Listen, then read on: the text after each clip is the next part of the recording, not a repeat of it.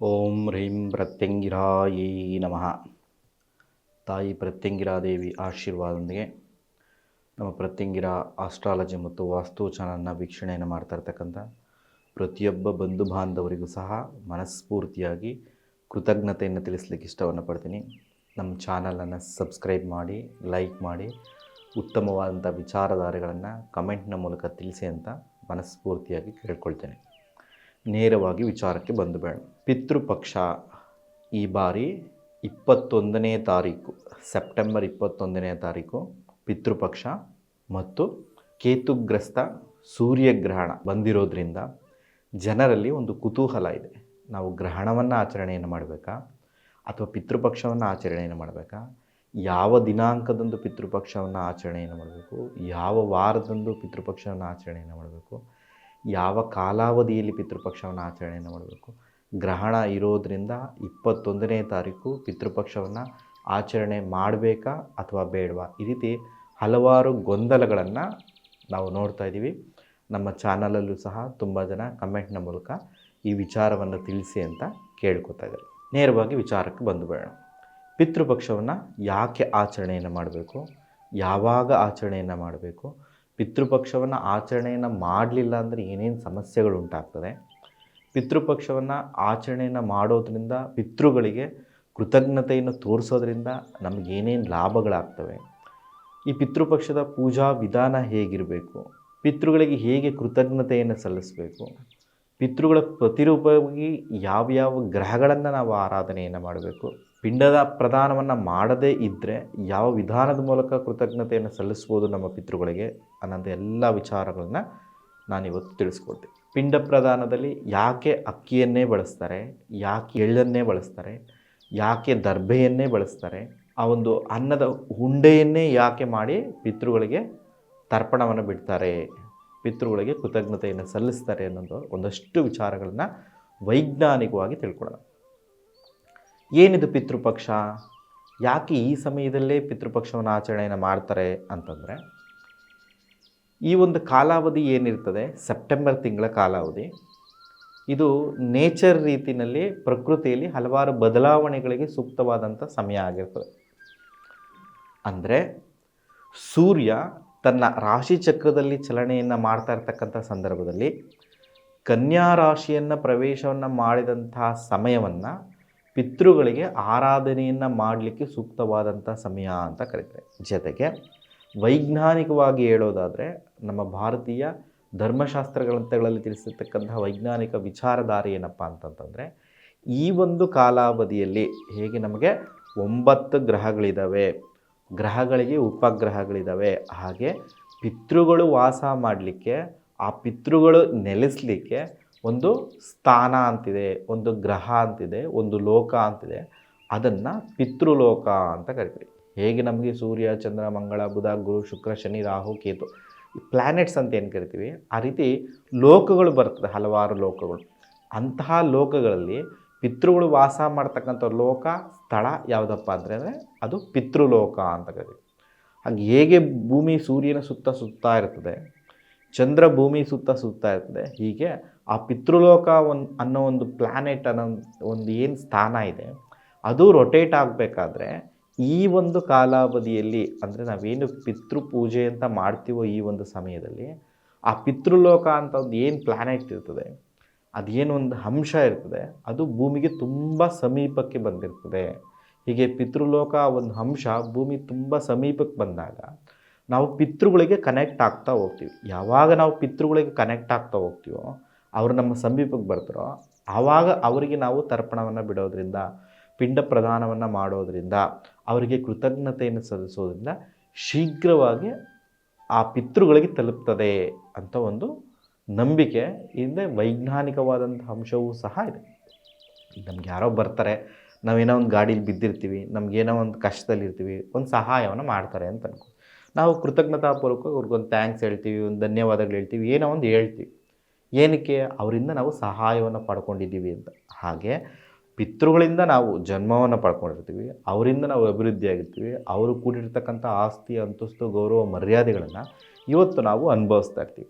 ಇದಕ್ಕೆಲ್ಲ ಕಾರಣ ಯಾರು? ನಮ್ಮ ಪಿತೃಗಳು. ಹಾಗಾಗಿ ಅಂಥ ಪಿತೃಗಳಿಗೆ ಕೃತಜ್ಞತೆಯನ್ನು ಸಲ್ಲಿಸೋದಕ್ಕೋಸ್ಕರ ಸೂರ್ಯ ತನ್ನ ರಾಶಿ ಚಕ್ರದಲ್ಲಿ ಚಲಿಸ್ತಾ ಬರ್ತಾ ಇರ್ತಕ್ಕಂಥ ಸಮಯದಲ್ಲಿ ಕನ್ಯಾ ರಾಶಿಯನ್ನು ಪ್ರವೇಶವನ್ನು ಮಾಡಿದಾಗ ಪಿತೃಪಕ್ಷ ಅಂತ ಆರಾಧನೆಯನ್ನು ಮಾಡ್ತೀವಿ. ಅಂದರೆ ಸೆಪ್ಟೆಂಬರ್ ತಿಂಗಳಲ್ಲಿ ಉಂಟಾಗ್ತಕ್ಕಂತಹ ಹುಣ್ಣಿಮೆಯಿಂದ ಅದು ಅಮಾವಾಸ್ಯೆಯ ಕಾಲಾವಧಿಯ ಮಧ್ಯದ ಅವಧಿ ಏನಿರ್ತದೆ, ಈ 15 ದಿವಸವನ್ನು ಇದನ್ನು ನಾವು ಪಿತೃಪಕ್ಷ ಅಂತ ಆರಾಧನೆಯನ್ನು ಮಾಡ್ತೀವಿ. ಯಾರು ಪಿತೃಗಳು? ಯಾಕೆ ಪಿತೃಗಳನ್ನೇ ಆರಾಧನೆಯನ್ನು ಮಾಡಬೇಕು? ಯಾಕೆ ಪಿತೃಗಳಿಗೆ ಕೃತಜ್ಞತೆಯನ್ನು ತೋರಿಸ್ಬೇಕು ಅಂತಂದರೆ, ನಮಗೆ ಹಿಂದೆ ಇರ್ತಕ್ಕಂಥ 7 ತಲೆಮಾರಿನ ಯಾರ್ಯಾರು ತಂದೆ ತಾಯಿಯಂದರು ಪಿತೃಗಳು ಇರ್ತಾರೋ ಅವರೆಲ್ಲರನ್ನೂ ಸಹ ನಾವು ಪಿತೃಗಳು ಅಂತ ಕರಿತೀವಿ. ಹಾಗಾಗಿ ಅವರು ಕೂಡಿರ್ತಕ್ಕಂಥ ಆಸ್ತಿ, ಅಂತಸ್ತು, ಗೌರವ, ಮರ್ಯಾದೆ ಇವತ್ತೇನು ನಾವು ಪೊಸಿಷನ್ಲಿದ್ದೀವೋ ಅದಕ್ಕೆಲ್ಲ ಕಾರಣ ಯಾರಪ್ಪ ಅಂತಂದರೆ ನಮ್ಮ ಇಂದಿನ 7 ತಲೆಮಾರಿನ ಜನಗಳು ಅಂತ ಕರಿತೀವಿ. ಹಾಗಾದರೆ ಅವರೆಲ್ಲರೂ ಡೆತ್ ಆಗಿರ್ತಾರಲ್ಲ, ನಮ್ಮ ಭಾರತೀಯ ಸಂಸ್ಕೃತಿ ರೀತಿಯಲ್ಲಿ ಪುನರ್ಜನ್ಮ ಸಿಕ್ಕಿರುತ್ತಲ್ಲ, ಹೇಗೆ ಬರ್ತಾರೆ, ಹೇಗೆ ನಾವು ಅರ್ಪಿಸ್ತಕ್ಕಂತಹ ಕೃತಜ್ಞತೆಯನ್ನು ಸ್ವೀಕರಿಸ್ತಾರೆ ಅಂತಂದರೆ, ಯಾವುದಾದ್ರೂ ಒಬ್ಬ ವ್ಯಕ್ತಿ ಡೆತ್ ಆದ ಅಂತ ಅಂದ್ಕೊಳ್ಳಿ, ಅವನ ಪ್ರಾಣ ಅವನ ಬಾಡಿಯಿಂದ ಆಚೆ ಬರ್ತದೆ. ಆಚೆ ಬಂದಾಗ ಏನಾಗ್ತದೆ ಅಂತಂದರೆ, ಯಮದೂತರು ಬಂದು ಆ ಪ್ರಾಣವನ್ನು ತಗೊಂಡು ಯಮಲೋಕಕ್ಕೆ ಕರ್ಕೊಂಡು ಹೋಗ್ತಾರೆ. ಆ ಯಮಲೋಕದಲ್ಲಿ ಅವನ ಪಾಸ್ಟು, ಪ್ರೆಸೆಂಟು, ಫ್ಯೂಚರ್ ಎಲ್ಲ ಒಂದು ಅನಾಲಿಟಿಕ್ಸ್ ಮಾಡಿದ ನಂತರದಲ್ಲಿ ನಮ್ಮ ಪಾಪ ಕಾರ್ಯಗಳು, ಪುಣ್ಯ ಕಾರ್ಯಗಳನ್ನೆಲ್ಲ ತೂಗಿದ ನಂತರದಲ್ಲಿ ಒಂದು ಚಾರ್ಜ್ ಶೀಟ್ ರೆಡಿ ಆಗ್ತದೆ. ಈ ಚಾರ್ಜ್ ಶೀಟ್ನ ಮೊದಲೇ ಕೊಡ್ತಕ್ಕಂಥವನು ಯಾರಪ್ಪ ಅಂತಂತಂದರೆ ಶನೇಶ್ವರ. ಶನೇಶ್ವರನ ಕರ್ಮಕಾರಕ ಅಂತ ಕರೀತೀವಿ. ಹಾಗಾಗಿ ಶನೇಶ್ವರ ಒಬ್ಬ ಮನುಷ್ಯ ಹುಟ್ಟಿದಾಗಿನಿಂದ ಹಿಡಿದು ಸಾಯೋ ಕಾಲದವರೆಗೂ ಸಹ ಏನೇನು ಒಳ್ಳೆಯ ಕಾರ್ಯಗಳನ್ನು, ಶುಭ ಕರ್ಮ ಫಲಗಳನ್ನು ಮಾಡಿದ್ದಾನೆ, ಏನು ಕೆಟ್ಟ ಕರ್ಮ ಫಲಗಳನ್ನು ಮಾಡಿದ್ದಾನೆ, ಪೂರ್ವಜನ್ಮದಿಂದ ಏನು ಕೆಟ್ಟ ಕರ್ಮ ಫಲಗಳನ್ನು ತಗೊಬಂದಿದ್ದಾನೆ, ಈಗೇನು ಕೆಟ್ಟ ಕರ್ಮ ಫಲಗಳನ್ನು ಸಂಪಾದಿಸ್ಕೊಂಡಿದ್ದಾನೆ ಅಂತ ಒಂದು ಚಾರ್ಜ್ ಶೀಟ್ ರೆಡಿ ಮಾಡಿರ್ತಾರೆ ಶನೇಶ್ವರರು. ಅದಕ್ಕೋಸ್ಕರನೇ ಶನೇಶ್ವರನ ಕರ್ಮಕಾರಕ ಅಂತ ಕರೀತಾರೆ. ದೊಡ್ಡವರು ಹೇಳ್ತಾ ಇರ್ತಾರೆ, ಅವ್ನು ಮಾಡಿದ ಕರ್ಮ ಅವ್ನು ಅನುಭವಿಸ್ತಾ ಇದ್ದಾನೆ. ಈಗ ಆ ಕರ್ಮ ಫಲಗಳನ್ನೆಲ್ಲ ಒಂದು ಕಡೆ ಶೇಖರಿಸಿರ್ತಕ್ಕಂಥವ್ರು ಯಾರು ಅಂದರೆ ಶನೇಶ್ವರ. ಆ ವ್ಯಕ್ತಿ ಎಷ್ಟು ದಿವಸ ಬದುಕಬೇಕು ಅಂತ ಡಿಸೈಡ್ ಮಾಡೋದು ಸಹ ಶನೇಶ್ವರರು. ಹೀಗೆ ವ್ಯಕ್ತಿ ಡೆತ್ ಆಗಿದ ತಕ್ಷಣ ಅವನು ಓಲ್ ಲೈಫಲ್ಲಿ ಅವ್ನು ಏನೇನು ಮಾಡಿರ್ತಾನೆ ಕರ್ಮಫಲಗಳು, ಅದನ್ನು ಚಾರ್ಜ್ ಶೀಟ್ ಬುಕ್ ಏನಿರ್ತದೆ ಅದು ಶನೇಶ್ವರ ತಯಾರು ಮಾಡಿದ್ರು. ಆ ಶನೇಶ್ವರರು ಯಮದೂತರಿಗೆ ಕೊಟ್ಟು ಯಮದೂತರ ಕೈಲಿ ಡೆತ್ ಆಗಿರ್ತಕ್ಕಂಥ ವ್ಯಕ್ತಿಯ ಆತ್ಮದ ಜೊತೆಯಲ್ಲಿ ಅವ್ರನ್ನ ಯಮಲೋಕಕ್ಕೆ ಕಳಿಸ್ತಾರೆ. ಹೀಗೆ ಯಮಲೋಕಕ್ಕೆ ಹೋದಂತಹ ಡೆತ್ ಆಗಿರೋ ವ್ಯಕ್ತಿ ಆತ ಏನೇನು ಪುಣ್ಯ ಕಾರ್ಯಗಳನ್ನು, ಶುಭ ಕರ್ಮಫಲಗಳನ್ನು, ಕೆಟ್ಟ ಕರ್ಮ ಇದನ್ನೆಲ್ಲ ಒಂದು ಅನಾಲಿಟಿಕ್ಸ್ ಮಾಡಿ ಅದನ್ನೆಲ್ಲ ಒಂದು ಹಳೆದು ತೂಗಿ ಆತನಿಗೆ ಸ್ವರ್ಗವನ್ನು ಕಳಿಸ್ಬೇಕಾ ಅಥವಾ ಗೌರವಯುತದ ಮರ್ಯಾದೆಗಳನ್ನು ಕೊಡಬೇಕಾ, ನರಕಲೋಕಕ್ಕೆ ಕಳಿಸ್ಬೇಕಾ ಅಥವಾ ಮರು ಜನ್ಮವನ್ನು ಕೊಡಬೇಕಾ ಅಂತೆಲ್ಲ ಡಿಸೈಡ್ ಆಗ್ತದೆ. ಈ ಡಿಸೈಡ್ ಆಗೋಕ್ಕೆ ಒಂದಷ್ಟು ಟೈಮ್ ತಗೋತಾರೆ. ಅದನ್ನು 11 ದಿವಸದ ಕಾಲಾವಧಿ ತಗೋತಾರೆ. ಆ 11 ದಿವಸದ ಕಾಲಾವಧಿಯವರೆಗೂ ಸಹ ಇದೆಲ್ಲ ಆದ ನಂತರದಲ್ಲಿ ಆತನ ಎಗೇನ್ ಮತ್ತೆ ಅದೇ ಯಮದೂತರು ಕರ್ಕೊಬಂದು ಭೂಮಿಗೆ ಬಿಟ್ಬಿಡ್ತಾರೆ. ಆ 11 ದಿವಸದ ಕಾಲಾವಧಿಯನ್ನು ಸೂತಕ ಅಂತ ಕರೀತಾರೆ. ಆ 11 ದಿವಸ ಆತ್ಮ ನಮ್ಮೊಟ್ಟಿಗೇನೆ ಇರ್ತದೆ. ನಾವು ಆತ್ಮದ ಬಗ್ಗೆ ನಾವೇನಾದರೂ ದುಃಖ ಪಡ್ತಾ ಇದ್ದೀವಾ, ಅವ್ರು ಡೆತ್ ಆಗಿದ್ದಕ್ಕೋಸ್ಕರ ಸಂತೋಷವನ್ನು ಪಡ್ತಾ ಇದ್ದೀವಾ, ನಮ್ಮ ಮನಸ್ಸಲ್ಲಿ ಅವ್ರ ಕೃತಜ್ಞತೆ ಇದೆಯಾ, ಅಥವಾ ಡೆತ್ ಆದರೂ ಅನ್ನೋ ಒಂದು ಸ್ವಭಾವ ನಮ್ಮಲ್ಲಿರೋದ್ರ ಅಹಂಕಾರ ಸ್ವಭಾವ ಇದನ್ನೆಲ್ಲ ವೀಕ್ಷಿಸ್ತಾ ಇರ್ತೀವಿ. ಇದಾದ ನಂತರದಲ್ಲಿ 11ನೇ ದಿವಸ ಏನು ತರ್ಪಣವನ್ನು ಬಿಡ್ತೀವಿ, 11ನೇ ದಿವಸ ನಾವೇನು ಅವ್ರಿಗೆ ಮೋಕ್ಷವನ್ನು ಕೊಡ್ತೀವಿ, ಹಾಲು ತುಪ್ಪವನ್ನು ಬಿಡ್ತೀವಿ. ಅದಾದ ನಂತರದಲ್ಲಿ ಆ ಆತ್ಮವನ್ನು ಎಗೇನ್ ಮತ್ತೆ ಯಮಲೋಕಕ್ಕೆ ಕರ್ಕೊಂಡೋಗಿ ಪುಣ್ಯ ಫಲಗಳನ್ನು ಮಾಡಿದರೆ ಅವರಿಗೆ ಸ್ವರ್ಗ ಪ್ರಾಪ್ತಿಯಾಗ್ತದೆ, ಪಿತೃಲೋಕವನ್ನು ಸೇರ್ಕೋತೀವಿ. ಅದೇನಾದರೂ ನರಕವನ್ನು, ಕಷ್ಟಗಳನ್ನು ಅನುಭವಿಸಿದರೆ, ಪಾಪಕರ್ಮಗಳನ್ನು ಮಾಡಿದರೆ ಅವ್ರನ್ನ ನರಕಕ್ಕೆ ದೂಡ್ತಾರೆ. ಅಷ್ಟೋ ಇಷ್ಟು ಶುಭ ಕರ್ಮ ಫಲಗಳನ್ನು ಮಾಡಿದರೆ ಅವ್ರಿಗೆ ಒಂದು ಇನ್ನೂ ಮನುಷ್ಯ ಜನ್ಮ ಪಡ್ಕೋಬೇಕು ಅನ್ನೋ ಪರಿಸ್ಥಿತಿಗಳಿದ್ರೆ ಅವ್ರಿಗೆ ಪುನರ್ಜನ್ಮವನ್ನು ಕೊಡ್ತಾರೆ. ಅದು ಪ್ರಾಣಿ ರೂಪದಲ್ಲಾಗಿರ್ಬೋದು, ಪಕ್ಷಿ ರೂಪದಲ್ಲಾಗಿರ್ಬೋದು, ಯಾವುದೋ ಒಂದು ರೂಪದಲ್ಲಿ ಅವ್ರಿಗೆ ಪುನರ್ಜನ್ಮ ಸಿಗ್ತದೆ. ಇದೊಂದು ಪ್ರೊಸೀಜರು. ಹೀಗೆ ಯಾರ್ಯಾರು ನಮ್ಮ ಪಿತೃಗಳು ಪುಣ್ಯ ಕಾರ್ಯಗಳನ್ನು ಮಾಡಿ, ಶುಭ ಕರ್ಮ ಫಲಗಳನ್ನು ಮಾಡಿ ಆ ಪಿತೃಲೋಕವನ್ನು ಸೇರಿಕೊಂಡಿರ್ತಾರೆ, ಸ್ವರ್ಗಲೋಕವನ್ನು ಸೇರಿಕೊಂಡಿರ್ತಾರೆ, ಅವರಿಗೆ ನಾವು ಕೃತಜ್ಞತೆಯನ್ನು ಸಲ್ಲಿಸೋದು ನಮ್ಮ ಒಂದು ಪ್ರಾಶಸ್ತ್ಯದ ಅಂಶವಾಗಿರ್ತದೆ. ಅದು ನಮ್ಮ ಕರ್ತವ್ಯ. ಹಾಗಾಗಿ ಈ ಒಂದು ಕಾಲಾವಧಿ ಏನಿರ್ತದೆ, ಈ ಹುಣ್ಣಿಮೆಯಿಂದ ಅಮಾವಾಸ್ಯೆಯ ಕಾಲಾವಧಿಯಲ್ಲಿ ಆ ಪಿತೃಗಳು, ಆ ಸೂರ್ಯ ಏನಿರ್ತಾನೆ, ಸೂರ್ಯ ಕನ್ಯಾ ರಾಶಿಚಕ್ರದಲ್ಲಿ ಚಲಾವಣೆಯನ್ನು ಮಾಡ್ತಲ್ಲ. ಸೂರ್ಯ ರಾಶಿಚಕ್ರದಲ್ಲಿ ಮೇಷದಿಂದ ಮೀನರಾಶಿಯಲ್ಲಿ ತನ್ನ ಬರ್ತಕ್ಕಂಥ ಕಾಲಾವಧಿಯಲ್ಲಿ ಕನ್ಯಾ ರಾಶಿಯನ್ನು ಪ್ರವೇಶವನ್ನು ಮಾಡಿದಾಗ ಸೂರ್ಯ ಆ ಸಂದರ್ಭದಲ್ಲಿ ಸೂರ್ಯನ ಮಗನಾಗಿರ್ತಕ್ಕಂತಹ ಯಮಧರ್ಮರಾಜ ಅಂತ ಕರೀತಾರೆ. ಆ ಆ ಯಮಧರ್ಮರಾಜ ಏನು ಮಾಡ್ತಾನೆ ಅಂತಂದರೆ ಪಿತೃಲೋಕದ ಬಾಗಿಲುಗಳನ್ನು ತೆರೆದು ಬಿಟ್ಬಿಡ್ತಾನೆ. ಅಂದರೆ ಅವ್ರಿಗೆಲ್ಲ ನೀವು ನಿಮ್ಮ ಯಾರ್ಯಾರು ನಿಮ್ಮ ನೆಕ್ಸ್ಟ್ ಜನ್ರೇಷನವ್ರು ಇದ್ದಾರೆ ಅವ್ರನ್ನ ಹೋಗಿ ಭೇಟಿ ಮಾಡಿ ಅವರಿಂದ ಕೃತಜ್ಞತೆಯನ್ನು ಪಡ್ಕೊಂಬರ್ಬೋದು ಅಂತ ಅವ್ರಿಗೆ ಹೇಳಿ ಆ ಪಿತೃಲೋಕದ ಬಾಗಿಲುಗಳನ್ನು ತೆರೆದು ಆ ಪಿತೃಗಳನ್ನು ಹೊರಗಡೆ ಬಿಟ್ಬಿಡ್ತಾರೆ. ಆ ಪಿತೃಗಳು ಏನು ಮಾಡ್ತಾರೆ ಅಂತಂತಂದರೆ ನಮ್ಮ ಮನೆಯ ಬಾಗಿಲಿಗೆ ಬಂದು ನಾವು ಅವ್ರಿಗೇನಾದರೂ ಕೃತಜ್ಞತೆಯನ್ನು ಸಲ್ಲಿಸ್ತೀವ ಅಂತ ಈ ಒಂದು 15 ದಿವಸದ ಕಾಲಾವಧಿಯಲ್ಲಿ ನಮ್ಮೊಟ್ಟಿಗೆ ನಮ್ಮ ಮನೆಯ ಪ್ರವೇಶವನ್ನು ಮಾಡಲಿಕ್ಕೆ ಯಾವುದೋ ಒಂದು ರೂಪದಲ್ಲಿ ಕಾಯ್ತಾ ಇರ್ತಾರೆ. ಅವ್ರಿಗೆ ಕೃತಜ್ಞತೆಯನ್ನು ಸಲ್ಲಿಸ್ತೀರಾ ಅಂತ ನೋಡಬೇಕು, ಆ ಕೃತಜ್ಞತೆಯನ್ನು ಸ್ವೀಕರಿಸಿ ಹೋಗಬೇಕು ಅನ್ನೋದೇ ಅವರ ಕಾನ್ಸೆಪ್ಟ್ ಆಗಿತ್ತು. ಹಾಗಾಗಿ ಈ ಹುಣ್ಣಿಮೆಯಿಂದ ಅಮಾವಾಸ್ಯೆ ಮಧ್ಯದ ಅವಧಿ ಏನಿರ್ತದೆ ಆ ಅವಧಿಯಲ್ಲಿ ಪಿತೃಗಳು ನಮ್ಮನ್ನು ನೋಡ್ಲಿಕ್ಕೆ ಬರ್ತಾರೆ ಅನ್ನೋದು ಒಂದು ಹಿಂದೂಗಳ ಒಂದು ಧಾರ್ಮಿಕವಾದಂಥ ನಂಬಿಕೆ ಆಗ್ತದೆ. ಈ 11 ದಿವಸದ ಏನು ಕಾಲಾವಧಿ ಏನಿರ್ತದೆ ಹುಣ್ಣಿಮೆಯಿಂದ ಅಮಾವಾಸ್ಯೆವರೆಗಿನ ಒಂದು ಕಾಲಾವಧಿ, ಈ ಕಾಲಾವಧಿಯಲ್ಲಿ ನಾವು ಪಿತೃಗಳಿಗೆ ಕೃತಜ್ಞತೆಯನ್ನು ಸಲ್ಲಿಸೋದಕ್ಕೋಸ್ಕರ ಪಿಂಡವನ್ನು ತಯಾರು ಮಾಡಿ, ಅಂದರೆ ಒಂದು ಮಗು ಹೊಟ್ಟೆಯಲ್ಲಿ ಅದು ಜೀವವನ್ನು ಪಡ್ಕೊಂಡಾಗ 3 ತಿಂಗಳ ಕಾಲಾವಧಿಯಲ್ಲಿ ಅದು ಯಾವ ರೀತಿಯಲ್ಲಿ ಇರ್ತದೆ ಅಂದರೆ ಒಂದು ನಾವು ಏನು ಅನ್ನ ಮತ್ತು ಎಳ್ಳನ್ನು ಮುದ್ದೆಯನ್ನು ಕಟ್ಟಿ ಒಂದು ಗುಂಡಿಗೆ ಏನು ಉಂಡೆಯನ್ನು ಮಾಡ್ತೀವಿ ಆ ರೀತಿ ಪಿಂಡ ಏನಿರ್ತದೆ ಅದು ನಮ್ಮ ಹೊಟ್ಟೆಯಲ್ಲಿ ಇರ್ತದೆ. ಅದೇ ರೀತಿಯಲ್ಲಿ ಡೆತ್ತಾದ ನಂತರದಲ್ಲಿ ಸಹ ಅದೊಂದು ಆತ್ಮಸ್ವರೂಪವಾದಂಥ ಪಿಂಡದ ರೀತಿಯಲ್ಲಿ ನಮ್ಮ ಪಿತೃಗಳಿರ್ತಾರೆ. ಹಾಗಾಗಿ ಅವರಿಗೆ ಕೃತಜ್ಞತೆಯನ್ನು ಸಲ್ಲಿಸೋದಕ್ಕೋಸ್ಕರನೇ ಅನ್ನವನ್ನು ಎಳ್ಳನ್ನು ಕಪ್ಪು ಎಳ್ಳನ್ನು ಮಿಕ್ಸ್ ಮಾಡಿ ಅದು 3 ರೀತಿಯ ಉಂಡೆಗಳನ್ನು ಮಾಡ್ತಾರೆ. 3 ಉಂಡೆಗಳನ್ನು ಮಾಡಿ ಒಂದು ಬಾಳೆ ಎಲೆಯನ್ನು ಹಾಕಿ ಆ ಬಾಳೆ ಎಲೆಯ ತುದಿಯನ್ನು ದಕ್ಷಿಣ ದಿಕ್ಕಿಗೆ ತಿರುಗಿಸಿ ಈ ಕಾಲಾವಧಿಯಲ್ಲಿ ಮಾತ್ರ ದರ್ಬೆಯನ್ನಿಟ್ಟು ಆ ದರ್ಬೆಯ ಮೇಲೆ ಆ ಪಿಂಡಗಳನ್ನು ಏನೇನು ನಾವು ಮಾಡಿರ್ತೀವಿ 3 ರೀತಿಯ ಪಿಂಡಗಳನ್ನು ಅವುಗಳನ್ನಿಟ್ಟು ಅವ್ರಿಗೆ ತರ್ಪಣ ಬಿಟ್ಟು ಕೃತಜ್ಞತೆಯನ್ನು ಸಲ್ಲಿಸ್ತಾರೆ. ಮಾತೃಗಯ ಪಿತೃಗಯ ಅಂತ ಕರಿತೀವಿ. ಆ ಗಯಾ ಸ್ಥಾನಗಳಲ್ಲಿ 16 ರೀತಿಯ ಪಿಂಡಗಳನ್ನು ತಯಾರು ಮಾಡಿ ಇಟ್ಟು ಅವುಗಳನ್ನು ಸಹ ಪಿತೃಗಳಿಗೆ ಕೃತಜ್ಞತೆಯನ್ನು ಸಲ್ಲಿಸ್ತಾರೆ. ಅದರಲ್ಲೂ ಸಹ ಯಾರು ಮುತ್ತೈದೆಯಾಗಿ ಡೆತ್ತಾಗಿರ್ತಾರೋ ಅವ್ರಿಗೆ ವಿಶೇಷವಾದ ಕೃತಜ್ಞತೆಯನ್ನು ತೋರಿಸ್ತಕ್ಕಂಥದ್ದು ನಮ್ಮ ಕರ್ತವ್ಯ ಆಗಿರ್ತದೆ. ಹೀಗಾಗಿ ಬಂದಂತಹ ಆ ಪಿತೃಗಳಿಗೆ ಪಿಂಡ ಪ್ರದಾನವನ್ನು ಮಾಡಿ ಆ ಪಿಂಡದ ಮೇಲೆ ಎಳ್ಳು ನೀರನ್ನು ಬಿಡೋದ್ರ ಮೂಲಕ ಅವ್ರಿಗೆ ಕೃತಜ್ಞತೆಯನ್ನು ಸಲ್ಲಿಸಿದರೆ ಅದನ್ನು ಸ್ವೀಕರಿಸಿ ಅವರು ನಮಗೆ ಮತ್ತಷ್ಟು ಶುಭ ಫಲಗಳನ್ನು ಕೊಡ್ತಾರೆ. ಪಿತೃಗಳಿಗೆ ಕೃತಜ್ಞತೆಯನ್ನು ಸಲ್ಲಿಸಿದ್ರೆ ಏನೇನು ಫಲ ಸಿಗ್ತದೆ? ನಾವೇನಾದರೂ ಕೋರ್ಟು ಕಚೇರಿ ವ್ಯಾಜ್ಯದ ಸಮಸ್ಯೆಗಳಿದ್ದರೆ ಸಮಸ್ಯೆಯಿಂದ ಬಿಡುಗಡೆ ಸಿಗ್ತದೆ. ಪೊಲೀಸ್ ಕೇಸು ಬಂಧನದ ಸಮಸ್ಯೆಗಳಿದ್ದರೆ ಅದು ಬಂಧನದಿಂದ ಬಿಡುಗಡೆ ಸಿಗ್ತದೆ. ದೊಡ್ಡ ಮಟ್ಟದ ಹಣಕಾಸಿನ ಸಮಸ್ಯೆಗಳು ಸಾಲ ಸೌಲಭ್ಯಗಳೇನಾದರೂ ಇದ್ದರೆ ಅದರಿಂದ ಬಿಡುಗಡೆ ಸಿಗ್ತದೆ. ಸ್ಕಿನ್ ಅಲರ್ಜಿ ಏನಾದರೂ ನಾವು ಸಫರ್ ಪಡ್ತಾ ಇದ್ದರೆ, ಚರ್ಮ ರೋಗ ಸಂಬಂಧಿ ಸಮಸ್ಯೆಗಳನ್ನಾದರೂ ಸಫರ್ ಪಡ್ತಾ ಇದ್ದರೆ ಅದರಿಂದ ನಮಗೆ ಬಿಡುಗಡೆ ಸಿಗ್ತದೆ. ಎಡಗಣ್ಣು ಬಲಗಣ್ಣಿಗೆ ಸಂಬಂಧಪಟ್ಟಂಥ ಕಣ್ಣಿನ ಸಮಸ್ಯೆಗಳನ್ನೇನಾದರೂ ಎದುರಿಸ್ತಾ ಇದ್ದರೆ ಅದರಿಂದ ಬಿಡುಗಡೆ ಸಿಗ್ತದೆ. ಕೌಟುಂಬಿಕವಾದಂಥ ಹಲವಾರು ರೀತಿಯ ಕಲಹಗಳಲ್ಲಿ ಗಂಡ ಹೆಂಡತಿ ಜಗಳ ಇರ್ಬೋದು, ಅತ್ತೆ ಸೊಸೆ ಜಗಳ ಇರ್ಬೋದು, ಅಣ್ಣ ತಮ್ಮಂದಿರ ಜಗಳ ರೀತಿ ಕೌಟುಂಬಿಕ ಕಲಹಗಳಲ್ಲೇನಾದರೂ ನಾವು ಸಿಗಾಕೊಂಡಿದ್ರೆ ಅದರಿಂದ ನಮಗೆ ಬಿಡುಗಡೆ ಸಿಗ್ತದೆ. ಪಿತೃಗಳ ಆಶೀರ್ವಾದದೊಂದಿಗೆ ನಮ್ಮ ಮನೆಯಲ್ಲಿ ಧನಧಾನ್ಯಗಳು, ಆಯುಸ್ಸು, ಅಂತಸ್ತು, ಗೌರವ, ಮರ್ಯಾದೆಗಳು ನೆಲೆ ನಿಲ್ತದೆ, ನೆಮ್ಮದಿ ನೆಲೆ ನಿಲ್ತದೆ. ಇದು ಪಿತೃಗಳು ಕೊಡ್ತಕ್ಕಂಥ ಆಶೀರ್ವಾದದ ಫಲ ಆಗಿರ್ತದೆ. ನಾವು ಪಿತೃಗಳನ್ನು ಆರಾಧನೆಯೇ ಮಾಡಲ್ಲ, ಅದರಲ್ಲಿ ನಮಗೆ ನಂಬಿಕೆ ಇಲ್ಲ, ಪಿತೃಗಳಿಗೆ ನಾವು ಕೃತಜ್ಞತೆಯನ್ನು ತೋರಿಸಲ್ಲ ಅಂತೇನಾದರೂ ನಾವು ಅಂದ್ಕೊಂಡ್ರೆ, ಪಿಂಡ ಪ್ರದಾನವನ್ನು ಮಾಡದೇ ಇದ್ದರೆ, ಪಿತೃಗಳಿಗೆ ಕೃತಜ್ಞತೆಯನ್ನು ತೋರಿಸ್ತಾ ಇದ್ದರೆ ಅದು ಪಿತೃ ಶಾಪಕ್ಕೆ ಕಾರಣ ಆಗ್ತದೆ.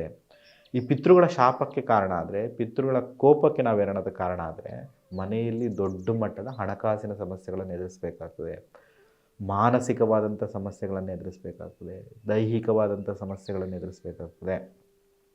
ಅಪಾರವಾದಂಥ ಶತ್ರುಬಾಧೆಗಳನ್ನು, ನಮ್ಮ ಮೇಲೆ ನಡೀತಕ್ಕಂಥ ವಾಮಾಚಾರ, ಯಂತ್ರತಂತ್ರ ಮಂತ್ರಗಳಿಂದ ಉಂಟಾಗ್ತಕ್ಕಂಥ ಸಮಸ್ಯೆಗಳನ್ನು, ಗ್ರಹಬಾಧೆಗಳನ್ನು ಎದುರಿಸಬೇಕಾಗ್ತದೆ. ವಿಶೇಷವಾಗಿ ಯಾವಾಗ ಪಿತೃಗಳು ನಮ್ಮ ಮೇಲೆ ಕೋಪವನ್ನು ಮಾಡ್ಕೊತಾರೋ ಆವಾಗ ವಿವಾಹಕ್ಕೆ ಸಂಬಂಧಪಟ್ಟಂಥ ಅಡೆತಡೆಗಳನ್ನು, ಸಂತಾನಕ್ಕೆ ಸಂಬಂಧಪಟ್ಟಂಥ ಅಡೆತಡೆಗಳನ್ನು, ಭೂಮಿಗೆ ಸಂಬಂಧಪಟ್ಟಂಥ ಕೋರ್ಟು ಕಚೇರಿ ವ್ಯಾಜ್ಯದಲ್ಲಿ ಉಂಟಾಗ್ತಕ್ಕಂಥ ಹಿನ್ನಡೆಯನ್ನು ನಾವು ಕಾಣಬೇಕಾಗ್ತದೆ.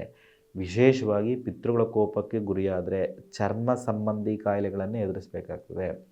ಮನೆಯಲ್ಲಿ ಗಂಡ ಹೆಂಡತಿ ನಡುವೆ ಮನಸ್ತಾಪ, ಭಿನ್ನಾಭಿಪ್ರಾಯ, ಕಿರ್ಚಾಟ, ಅರ್ಚಾಟ, ಹೊಡೆದಾಟ ಈ ರೀತಿ ಸಮಸ್ಯೆಗಳನ್ನು, ಮಾನಸಿಕವಾದಂಥ ಗೊಂದಲಗಳನ್ನು ಎದುರಿಸ್ತಕ್ಕಂಥ ಸನ್ನಿವೇಶ ಕ್ರಿಯೇಟ್ ಆಗ್ತದೆ. ಹಾಗಾಗಿ ಯಾವುದೇ ಕಾರಣಕ್ಕೂ ಸಹ ಪಿತೃಗಳ ಕೋಪಕ್ಕೆ ನಾವು, ಪಿತೃಗಳ ಶಾಪಕ್ಕೆ ನಾವು ಗುರಿಯಾಗಬಾರ್ದು.